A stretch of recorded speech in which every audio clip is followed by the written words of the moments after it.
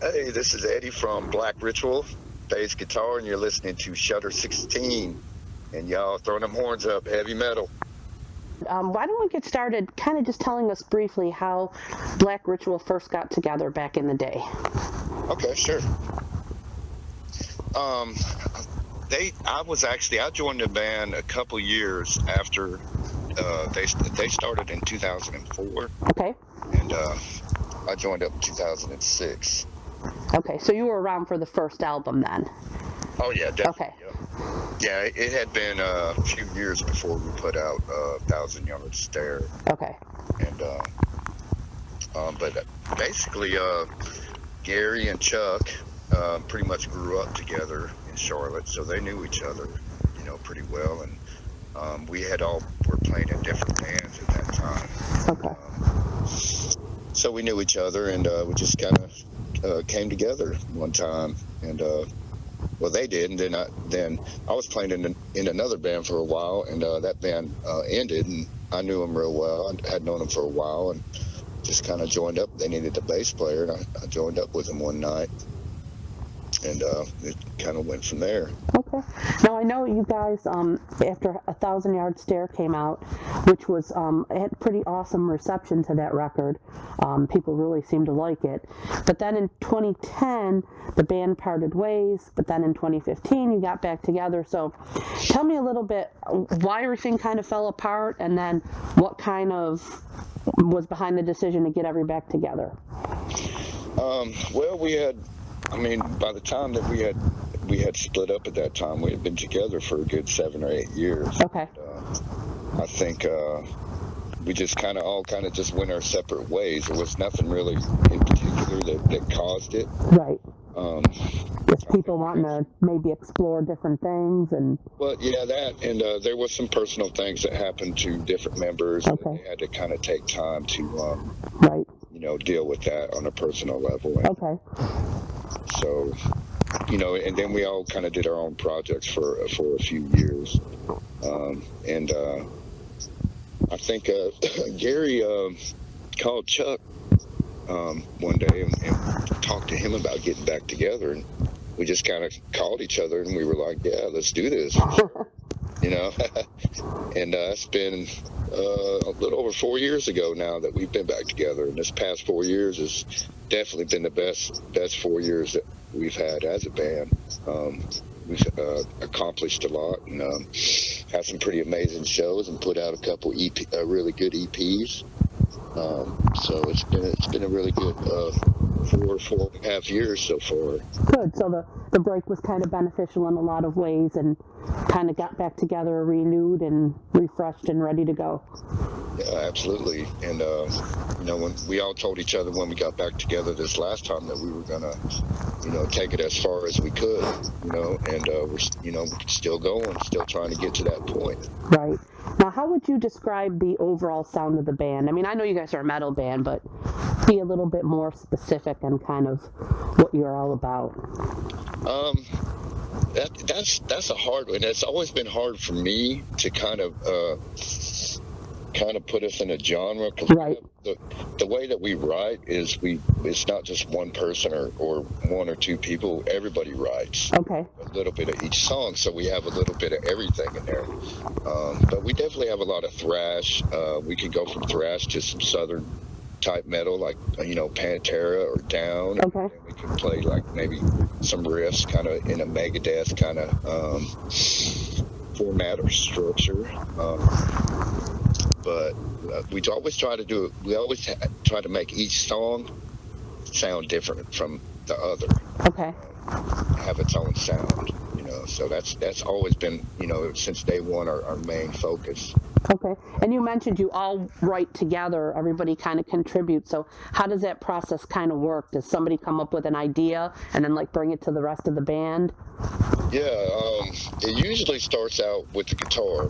Okay. Just a riff, right? And either Gary or Jody will have a riff, and they're like, "Hey, check this out! I've been working on this," and that we might go through 4 or 5 of them riffs, and we'll start playing them, and we'll just kind of feel it out, and Brad will figure out some drums to put to it, and I'll just, kind of play along, with the bass, and it might work, and we might go on to something else, or we might keep that riff. So Right.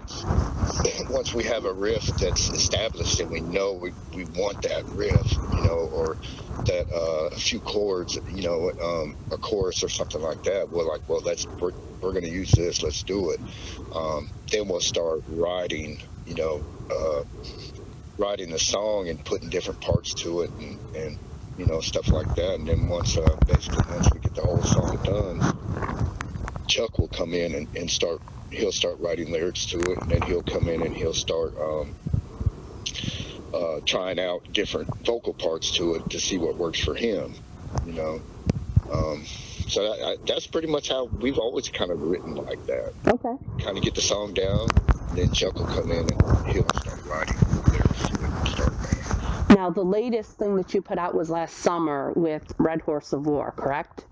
Yes. Okay. Tell us a little bit about that EP and how that kind of came together and how it's gone since then, like how people have reacted to it, and where do you... Yeah, it's a 5-song EP, and the EP we put before, we were just a 4-piece. So this Red Horse of War was our first album with Jody as a 5-piece. Okay.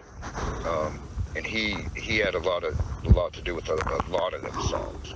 So it was we see it as kind of like, this is who we are now. Now that we got Jody in the band on lead guitar, which completely changed everything, for us. Sure. This was kind of our album where, we were saying, this is who we are, and we wanted to write some thrash songs, like old school kind of thrash sounding songs, like Spitting Teeth or Shot Caller on that, and it's kind of an awakening for us, I guess you could say. Okay. That makes sense, with a new person coming on and right. Bigger sound. Absolutely. Are you working on new material? Are you guys always kind of writing? We haven't been writing for a while, just because we're still focused on, because Red Horse Award, I think June will be a year, so we're still kind of pushing that. Okay. Pushing the album, as much as we can, playing live and putting it out there on the internet, we just now started getting to the point to where we're starting to work on new songs. So we have a new song that we're working on now, a couple other ideas that, we're working on that could be possible new songs. Okay. Now, you just played a show, not this Friday, but the Friday before at the Underground. How did that go? Oh, it went amazing.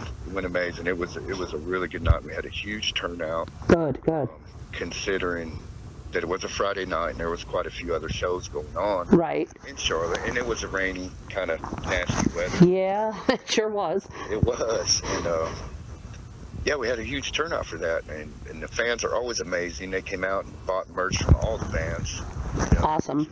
Which is a big deal for us, because then we can get more merch. But the crowd was just amazing. They're always into it, screaming and yelling, going crazy, having a good time. Good. Now, what's your take on the whole local music scene here in Charlotte? Because I feel it's really strong right now, and there's a lot of bands out there doing a lot of great things. Yes, there is. There's so many talented bands coming out of Charlotte right now in the past few years. The scene has just blown up this past, 3 or 4 years. We've been on the scene. We've been together 15 years. Right. Since, so we've seen a little bit of everything, in Charlotte. We've seen it come, the scene be good, and it die away, and come back again and die away, but it's stayed pretty steady for the past few years, and there's a lot of amazing, talented bands out there, and a lot of them are getting recognition and getting exposure and getting noticed, and a lot of them are, going out on tours too.